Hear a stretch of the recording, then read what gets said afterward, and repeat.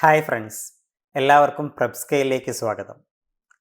കേരളത്തിലെ സർവീസിലുള്ള അധ്യാപകർക്കും അനധ്യാപകർക്കും മാത്രം അപേക്ഷിക്കാൻ കഴിയുന്ന കേരള ടീച്ചർ എലിജിബിലിറ്റി ടെസ്റ്റിൻ്റെ വിജ്ഞാപനം വന്നു കഴിഞ്ഞു. ഈ special Kerala teacher eligibility test അല്ലെങ്കിൽ കേട്ടറ്റുമായി ബന്ധപ്പെട്ട പ്രധാനപ്പെട്ട വിവരങ്ങളാണ് നമ്മൾ ഇന്നത്തെ വീഡിയോയിലൂടെ പങ്കുവയ്ക്കുന്നത്. ഈ സ്പെഷ്യൽ കേട്ടറ്റ് എക്സാമിൻ്റെ ഓൺലൈൻ രജിസ്ട്രേഷൻ ആരംഭിക്കുന്ന തീയതി ഫെബ്രുവരി 26-ാം തീയതിയാണ്. അതായത് 26/2/26 മുതലാണ് ഈ സ്പെഷ്യൽ കേട്ടറ്റ് എക്സാമിൻ്റെ ഓൺലൈൻ രജിസ്ട്രേഷൻ ആരംഭിക്കുന്നത്. അതുപോലെ തന്നെ ഓൺലൈനായിട്ട് അപേക്ഷിക്കുന്നതിനും ഓൺലൈനായി ഫീസ് അടയ്ക്കുന്നതിനുമുള്ള അവസാന തീയതി 7/3/2026 അതായത് മാർച്ച് 7-ാം തീയതി വരെയാണ് ഓൺലൈനായിട്ട് അപേക്ഷിക്കാനും നമുക്ക് ഈ എക്സാമിന് ഫീസ് അടയ്ക്കാനുമുള്ള അവസാന തീയതി. അതുപോലെ നമ്മൾ ഈ പരീക്ഷയ്ക്ക് അപേക്ഷിച്ചതിന് ശേഷം ആ അപേക്ഷയുടെ ഫൈനൽ പ്രിൻ്റ് ഔട്ട് നമുക്ക് ഈ വെബ്സൈറ്റിൽ നിന്ന് എടുക്കുന്നതിനുള്ള അവസാന തീയതി 13/3/2026. അപ്പോൾ ഈ ഡേറ്റുകൾ നമ്മൾ പ്രധാനമായിട്ട് ശ്രദ്ധിക്കുക. 26/2/2026 മുതലാണ് എക്സാമിൻ്റെ ഓൺലൈൻ രജിസ്ട്രേഷൻ ആരംഭിക്കുന്നത്. വെബ്സൈറ്റിലൂടെ ഓൺലൈനായാണ് നമ്മൾ ഈ എക്സാമിന് അപേക്ഷിക്കേണ്ടത്. അതുപോലെ അപേക്ഷിക്കാനും ഫീസ് അടയ്ക്കാനുമുള്ള അവസാന തീയതി എന്ന് പറയുന്നത് 7/3/2026. നമ്മൾ ഈ അപേക്ഷ പൂർത്തിയാക്കി കഴിഞ്ഞതിന് ശേഷം തന്നെ നമുക്ക് ആ അപേക്ഷയുടെ ഫൈനൽ പ്രിൻ്റ് ഔട്ട് എടുക്കാവുന്നതാണ്. ഇനി നമുക്ക് ഈ പ്രിൻ്റ് ഔട്ട് എടുക്കാനുള്ള അവസാന തീയതി എന്ന് പറയുന്നത് 13/3/2026 വരെയാണ്. പക്ഷേ നമ്മുടെ ഈ എക്സാമിൻ്റെ തീയതി നമ്മുടെ വിജ്ഞാപനത്തിൽ പബ്ലിഷ് ചെയ്തിട്ടില്ല. ഈ പരീക്ഷാ തീയതികൾ പിന്നീട് നമ്മളെ അറിയിക്കുകയാണ് ചെയ്യുക. കേരളത്തിലെ സർക്കാർ എയ്ഡഡ് സ്കൂളുകളിൽ ജോലി ചെയ്യുന്ന ടീച്ചേഴ്സിനായി 2023-ലും 2025-ലുമാണ് ഇതുപോലെ സ്പെഷ്യൽ കേട്ടറ്റ് എക്സാമുകൾ നടത്തിയിരുന്നത്. അതിൻ്റെ തുടർച്ചയായാണ് ഈ 2026 ഫെബ്രുവരിയിൽ ഈ ഒരു സ്പെഷ്യൽ എക്സാമിൻ്റെ നോട്ടിഫിക്കേഷൻ വന്നിട്ടുള്ളത്. ഈ എക്സാമിൻ്റെ നോട്ടിഫിക്കേഷൻ പ്രകാരം 2025-26 അധ്യയന വർഷം വരെ നിയമനം ലഭിച്ച അധ്യാപകർക്കും അതുപോലെ ബൈ ട്രാൻസ്ഫർ വഴി പ്രൊമോഷൻ ലഭിക്കേണ്ട അനധ്യാപക ജീവനക്കാർക്കും ഈ എക്സാമിന് അപേക്ഷിക്കാവുന്നതാണ്. 4 കാറ്റഗറികളിലായാണ് ഈ കേട്ടറ്റ് എക്സാം നടക്കുന്നത്. Category 1, category 2, category 3 and category 4. ഇതിനകത്ത് കാറ്റഗറി 1 എന്ന് പറയുന്നത് ലോവർ പ്രൈമറി ക്ലാസ്സുകളിൽ വർക്ക് ചെയ്യുന്ന ടീച്ചേഴ്സിനുള്ള എക്സാമാണ് കാറ്റഗറി 1 എന്ന് പറയുന്നത്. അതായത് ലോവർ പ്രൈമറി ക്ലാസ്സുകളിലെ അധ്യാപകർ എഴുതേണ്ട കേട്ടറ്റ് എക്സാമാണ് കാറ്റഗറി 1. അതുപോലെ അപ്പർ പ്രൈമറി ക്ലാസ്സുകളിലെ അധ്യാപകർ എഴുതേണ്ട പരീക്ഷയാണ് കാറ്റഗറി 2. അതുപോലെ ഹൈസ്കൂൾ ടീച്ചേഴ്സിനായുള്ള എക്സാമാണ് കാറ്റഗറി 3 എന്ന് പറയുന്നത്. അപ്പോൾ ശ്രദ്ധിക്കുക, ലോവർ പ്രൈമറി ക്ലാസ്സുകളിലെ ടീച്ചേഴ്സിന് കാറ്റഗറി 1-ഉം അപ്പർ പ്രൈമറി ക്ലാസ്സുകളിലെ ടീച്ചേഴ്സിന് കാറ്റഗറി 2-ഉം ഹൈസ്കൂൾ ക്ലാസ്സുകളിലെ ടീച്ചേഴ്സിനായാണ് കാറ്റഗറി 3 എക്സാം നടക്കുന്നത്. അതേസമയം കാറ്റഗറി 4 എന്ന് പറയുന്ന എക്സാം ഭാഷാ അധ്യാപകരായിട്ടുള്ള അറബി, ഹിന്ദി, സംസ്കൃതം, ഉറുദു തുടങ്ങിയ അധ്യാപകരുണ്ടാവും. UP തലം വരെ ഇത്തരത്തിലെ വിവിധ ഭാഷകൾ പഠിപ്പിക്കുന്ന അധ്യാപകർക്കും അതുപോലെ സ്പെഷ്യലിസ്റ്റ് അധ്യാപകർക്കുമായാണ് കാറ്റഗറി 4 എക്സാം നടത്തുന്നത്. അതായത് ആർട്ട് ആൻഡ് ക്രാഫ്റ്റ്, അതുപോലെ കായിക അധ്യാപകർ, ഇവരെല്ലാം എഴുതേണ്ട എക്സാം എന്ന് പറയുന്നത് കാറ്റഗറി 4 ആണ്. ഈ 4 വിഭാഗങ്ങളിലായാണ് കേട്ടറ്റ് എക്സാം നടക്കുന്നത്. സർവീസിലുള്ള അധ്യാപകരോ അനധ്യാപകരോ ഈ എക്സാമിന് അപേക്ഷിക്കുന്ന സമയത്ത് ശ്രദ്ധിക്കേണ്ട ഏറ്റവും പ്രധാനപ്പെട്ട ഒരു കാര്യമാണ്. അതായത് നമ്മൾ അപേക്ഷ സമർപ്പിക്കുന്ന സമയത്ത് നിർബന്ധമായും നിങ്ങളുടെ പെൻ നമ്പർ ആ അപേക്ഷയിൽ രേഖപ്പെടുത്തേണ്ടതാണ്. ഇനി പെൻ നമ്പർ ലഭ്യമല്ലാത്ത അധ്യാപകരും അനധ്യാപകരും ഉണ്ടെങ്കിൽ അവർ ചെയ്യേണ്ട ഒരു കാര്യം, നമ്മുടെ ഈ വെബ്സൈറ്റിൽ പബ്ലിഷ് ചെയ്തിട്ടുള്ള ഈ വിജ്ഞാപനത്തിൻ്റെ അവസാനം ഒരു ഐഡൻറ്റിഫിക്കേഷൻ സർട്ടിഫിക്കറ്റ് നൽകിയിട്ടുണ്ട്.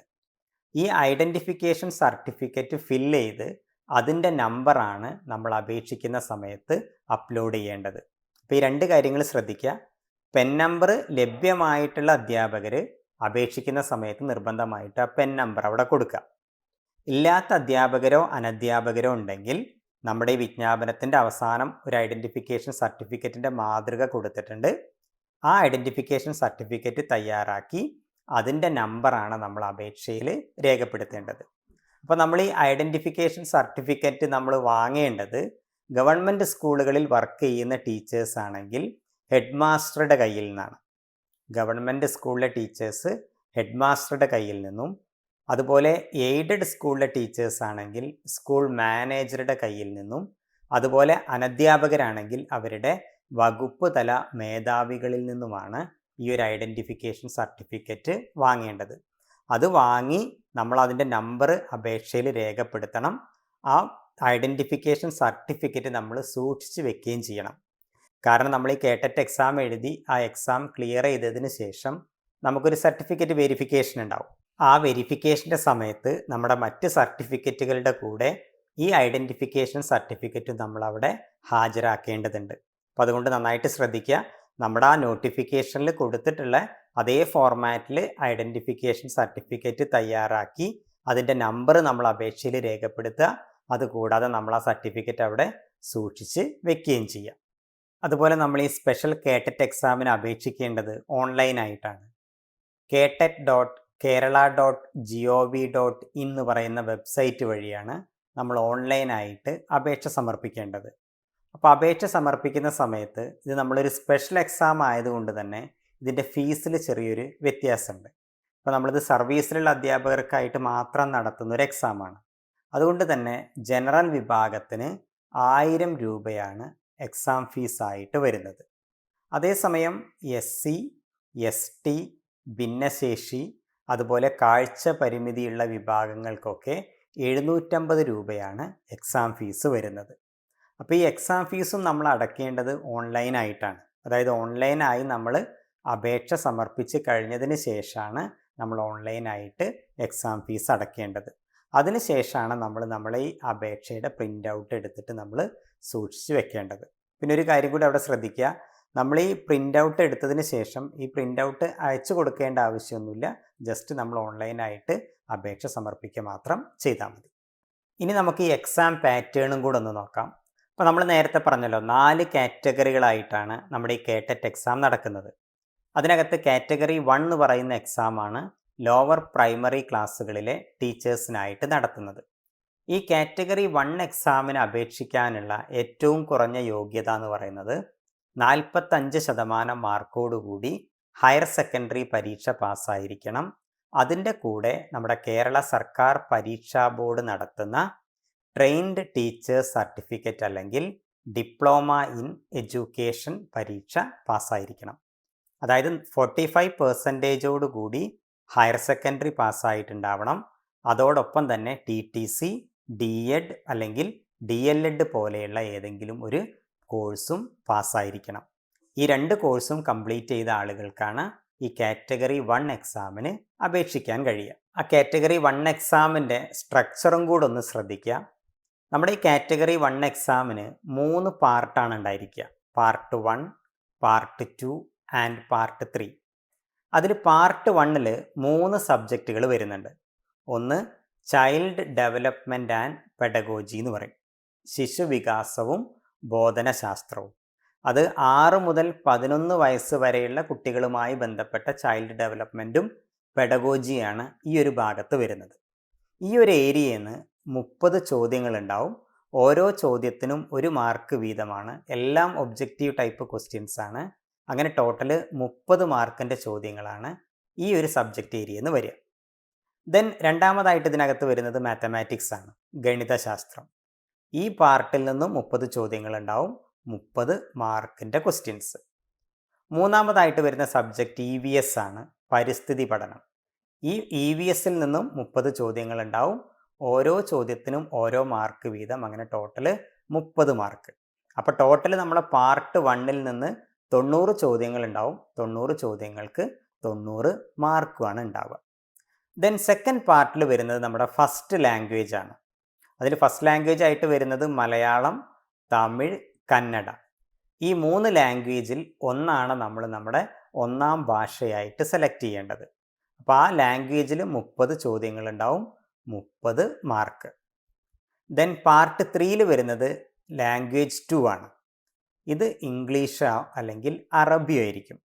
അതിൽ അറബിയുടെ കേസ് എന്ന് പറയുന്നത് LP ലെവലിൽ അറബി അധ്യാപകരാവാൻ യോഗ്യത ഉള്ളവർക്ക് മാത്രമേ എന്ത് സെലക്ട് ചെയ്യാൻ കഴിയുള്ളൂ, അറബി എന്ന് പറയുന്ന ഈ ഒരു ലാംഗ്വേജ് സെലക്ട് ചെയ്യാൻ കഴിയുള്ളൂ. അല്ലാത്തവരെല്ലാവരും ഇംഗ്ലീഷ് തന്നെ നിർബന്ധമായിട്ടും സെലക്ട് ചെയ്യേണ്ടി വരും. അപ്പോൾ ഈ സെക്കൻഡ് ലാംഗ്വേജിൽ നിന്നും നമുക്ക് 30 ചോദ്യങ്ങൾ ഉണ്ടാവും, അതിനും 30 മാർക്കായിരിക്കും. അങ്ങനെ ടോട്ടൽ നമ്മുടെ ഈ ഒരു പേപ്പറിലെ ചോദ്യങ്ങളുടെ എണ്ണം 150 ആയിരിക്കും. മാർക്ക്, ടോട്ടൽ മാർക്ക് എന്ന് പറയുന്നത് എത്രയായിരിക്കും? 150 മാർക്കായിരിക്കും. ഇതാണ് നമ്മുടെ പാർട്ട് 1ൻ്റെ ഒരു സ്ട്രക്ചർ.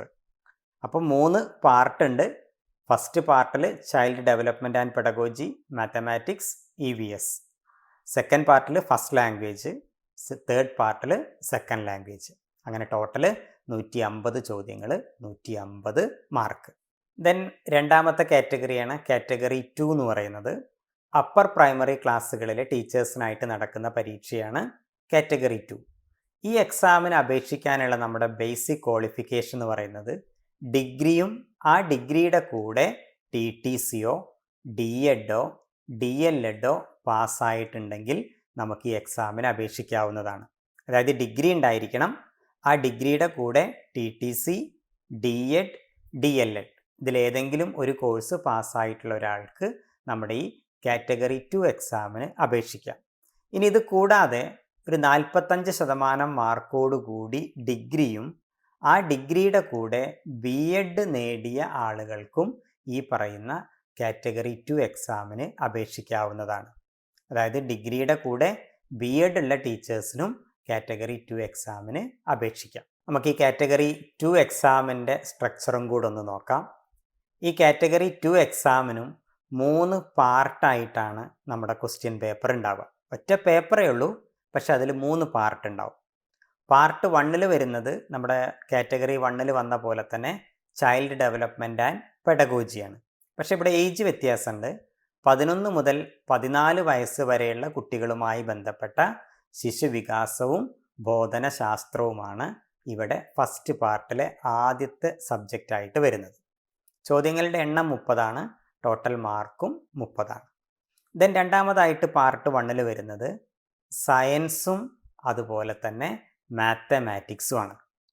അതായത് 30 ചോദ്യം സയൻസ് എന്നുണ്ടാവും, ബേസിക് സയൻസ് എന്നുണ്ടാവും, 30 ചോദ്യം മാത്തമാറ്റിക്സ് എന്നുണ്ടാവും. അങ്ങനെ ടോട്ടൽ 60 ചോദ്യം. അപ്പോൾ നമ്മളിവിടെ ഒരു ചോയ്സ് ഉണ്ട്. ഈ മാത്സും സയൻസും കൂടാതെ സോഷ്യൽ സയൻസിൽ നിന്നും 60 ചോദ്യങ്ങളുണ്ടാവും. അതായത് സയൻസിൽ നിന്ന് 30 ക്വസ്റ്റ്യൻ, മാത്സിൽ നിന്ന് 30 ക്വസ്റ്റ്യൻ, അങ്ങനെ ടോട്ടൽ 60 ക്വസ്റ്റ്യൻ. ഇനി അടുത്തൊരു പാർട്ടാണ് സോഷ്യൽ സയൻസ്. ആ സോഷ്യൽ സയൻസിന് ഇതേപോലെ 60 ചോദ്യങ്ങളുണ്ടാവും. അപ്പോൾ ഇതിൽ ഏതെങ്കിലും ഒന്ന് മാത്രം നമ്മൾ സെലക്ട് ചെയ്താൽ മതി. അതായത് നമ്മൾ മാത്സോ സയൻസ് ടീച്ചേഴ്സോ ആണെങ്കിൽ, അല്ലെങ്കിൽ മാത്സ് ടീച്ചറോ സയൻസ് ടീച്ചറോ ആവാൻ ആഗ്രഹിക്കുന്ന ആളാണെങ്കിൽ നമ്മൾ സയൻസും മാത്സും സെലക്ട് ചെയ്യുക. അതല്ല, നമ്മളൊരു സോഷ്യൽ സയൻസ് ടീച്ചർ ആണെങ്കിൽ നമ്മൾ ഏത് സെലക്ട് ചെയ്യുക? സോഷ്യൽ സയൻസ് സെലക്ട് ചെയ്യുക. ഇനി മറ്റധ്യാപകരാണെങ്കിൽ, മറ്റേതെങ്കിലും വിഷയങ്ങൾ പഠിപ്പിക്കുന്ന അധ്യാപകരാണെങ്കിൽ അവർക്ക് ഏതും സെലക്ട് ചെയ്യാം. ഒന്നുകിൽ സയൻസ് ആൻഡ് മാത്സ് എടുക്കാം, അല്ലെങ്കിൽ സോഷ്യൽ സയൻസ് എടുക്കാം. അതായത് ഇതിൽ ഏതെങ്കിലും ഒന്ന് എടുത്താൽ മതി എന്ന് മാത്രം. ഒന്നുകിൽ സയൻസും മാത്സും എടുക്കുക, അതിൽ 60 ചോദ്യങ്ങൾ നിങ്ങൾ അറ്റൻഡ് ചെയ്യുക. അല്ലെങ്കിൽ സോഷ്യൽ സയൻസ് എടുക്കുക, അതിൽ 60 ചോദ്യങ്ങൾ നമ്മൾ അറ്റൻഡ് ചെയ്യുക. അപ്പോൾ 60 ചോദ്യങ്ങൾക്ക് 60 മാർക്കാണ് ഉണ്ടാവുക. പിന്നെ ഇതിൻ്റെ ഒരു ഗുണം എന്ന് പറയുന്നത്, ഒരിക്കലും നിങ്ങൾ അപേക്ഷ കൊടുക്കുന്ന സമയത്ത് നിങ്ങളിത് സെലക്ട് ചെയ്യേണ്ട ആവശ്യമില്ല. അതായത് അപേക്ഷിക്കുന്ന സമയത്ത് ഞാൻ സയൻസ് ആണോ മാത്സ് ആണോ അല്ലെങ്കിൽ സോഷ്യൽ സയൻസ് ആണോ എടുക്കുന്നത് എന്ന് തീരുമാനിക്കേണ്ട. ഇത് നമ്മൾ പരീക്ഷ എഴുതുന്ന സമയത്താണ് തീരുമാനിക്കുക. പരീക്ഷ എഴുതുന്ന സമയത്ത് നമ്മുടെ OMRലാണ് നമ്മൾ എന്ത് ചെയ്യുക? നമ്മൾ സയൻസ് ആൻഡ് മാത്സ് ആണോ സോഷ്യൽ സയൻസ് ആണോ സെലക്ട് ചെയ്യുന്നത് എന്ന് മാർക്ക് ചെയ്യേണ്ടത്. അപ്പോൾ പാർട്ട് 1ൽ ഈ 2 ഭാഗങ്ങളാണ് വരുന്നത്. ഒന്ന് child development and pedagogy 30 questions, പിന്നെ സയൻസും മാത്സും അല്ലെങ്കിൽ സോഷ്യൽ സയൻസ് അവിടുന്ന് 60 ക്വസ്റ്റ്യൻസ്. ദെൻ പാർട്ട് 2ൽ വരുന്നത് ഫസ്റ്റ് ലാംഗ്വേജ് ആണ്. അതിൽ മലയാളം വരുന്നുണ്ട്, തമിഴ്, കന്നഡ, ഇംഗ്ലീഷ്. ഇതിലേതെങ്കിലും ഒന്നാണ് നമ്മൾ സെലക്ട് ചെയ്യേണ്ടത്. ഇത് നമ്മൾ അപേക്ഷിക്കുന്ന സമയത്ത് തന്നെ സെലക്ട് ചെയ്യണം. ഇപ്പോൾ നിങ്ങൾ ഫസ്റ്റ് ലാംഗ്വേജ് ആയിട്ട് മലയാളം സെലക്ട് ചെയ്യുകയാണെങ്കിൽ അതിനകത്ത് 30 ചോദ്യങ്ങളുണ്ടാവും, ടോട്ടൽ 30 മാർക്ക്. ദെൻ പാർട്ട് 3ൽ നമ്മൾ രണ്ടാമത്തെ ലാംഗ്വേജ് സെലക്ട് ചെയ്യണം. ഇവിടെ മലയാളം ഓർ ഇംഗ്ലീഷ്, ഈ 2 ചോയ്സാണ് നമുക്കുള്ളത്.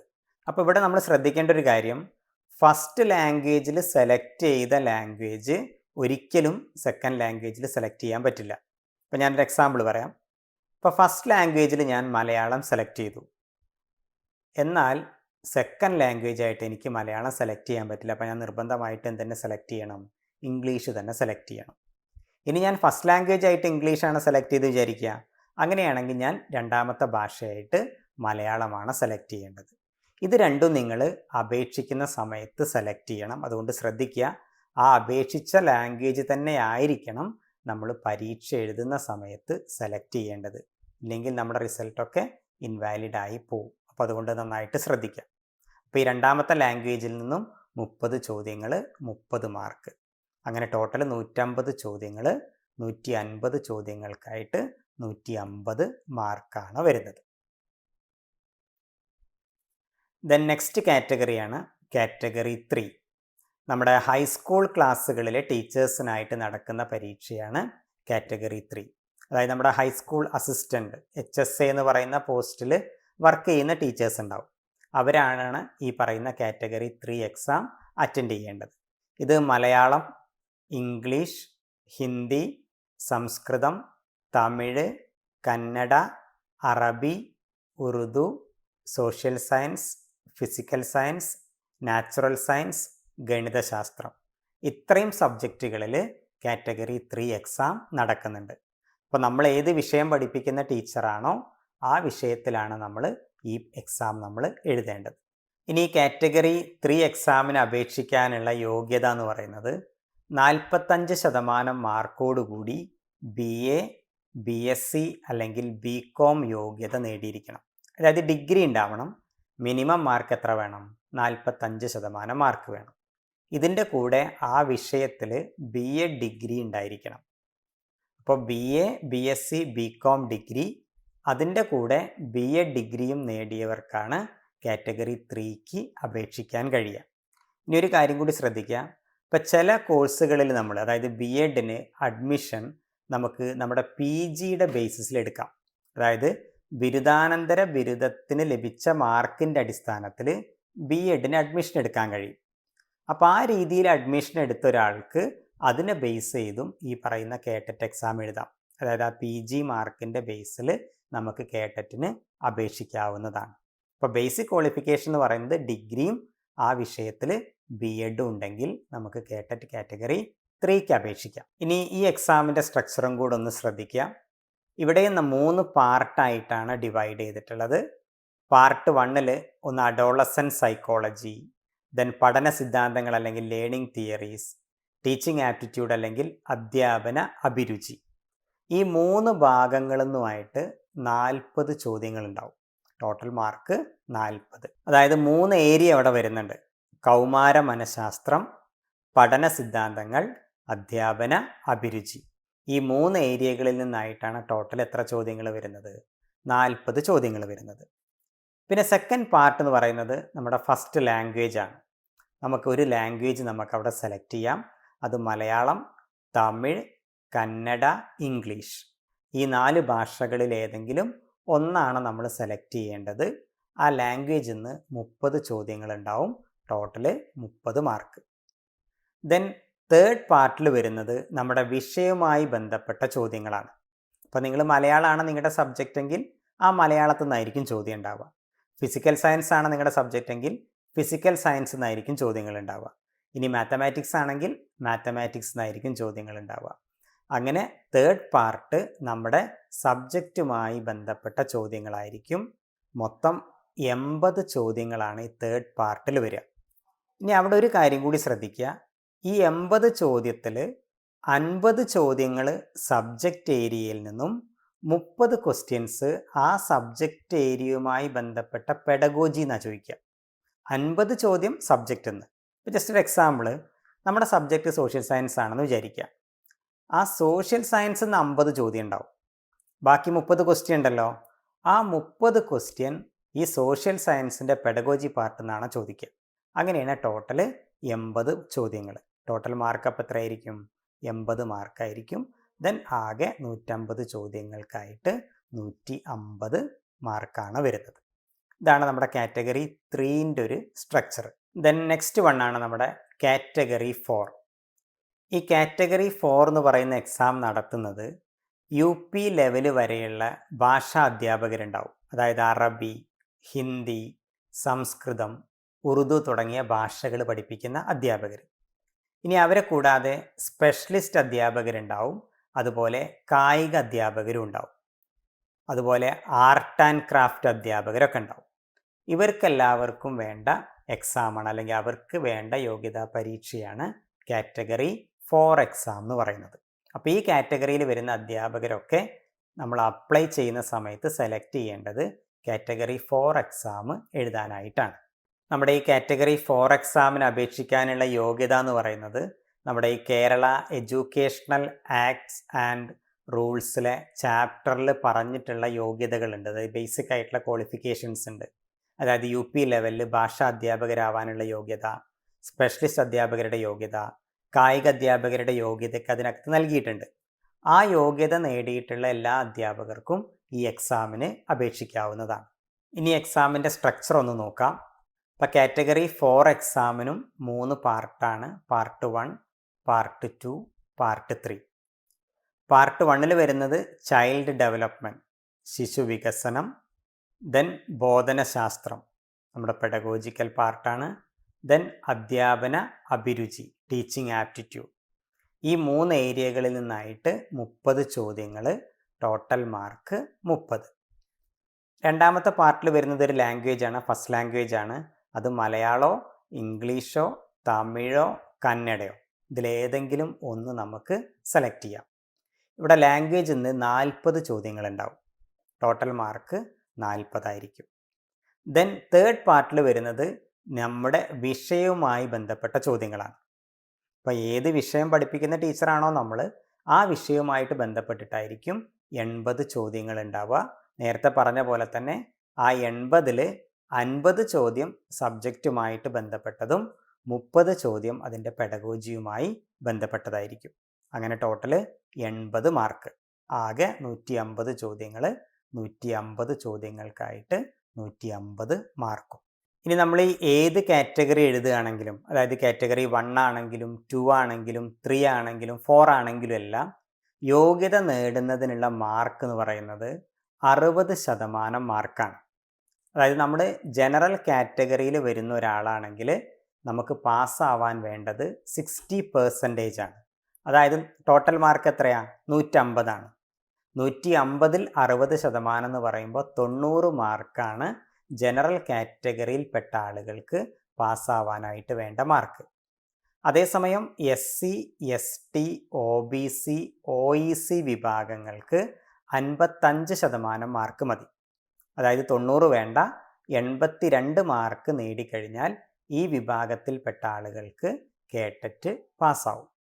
അതുപോലെ PH വിഭാഗങ്ങളുണ്ടാവും. PH വിഭാഗക്കാർക്ക് 50% മാർക്ക് മതി.